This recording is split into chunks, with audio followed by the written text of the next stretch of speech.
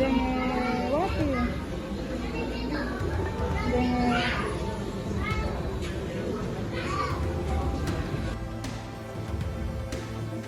Ratusan pemudik dari kota Ambon tujuan Bau-Bau, Sulawesi Tenggara terpaksa tidur di ruang tunggu pelabuhan Yos Sudarso Ambon. Pantauan tribunambon.com, kondisi ini terjadi pukul 2.30 dini hari WIB tepat di H-3 jelang perayaan Lebaran Idul Fitri 1445 Hijriah.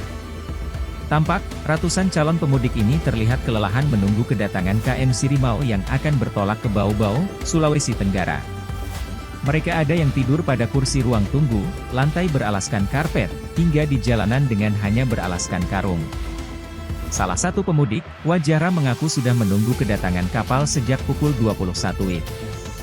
Ia mengaku harus datang lebih awal karena jadwal kedatangan maupun keberangkatan kapal kadang tidak sesuai dengan yang sudah dijadwalkan. Contohnya seperti KM Sirimau ini, yang mulanya dijadwalkan tiba pukul 4 dini hari WIB, tapi tiba-tiba jadwal kedatangannya berubah menjadi pukul 2.30 dini hari WIB. Wajara berharap agar perjalanan mudiknya bersama keluarga bisa selamat sampai ke tempat tujuan.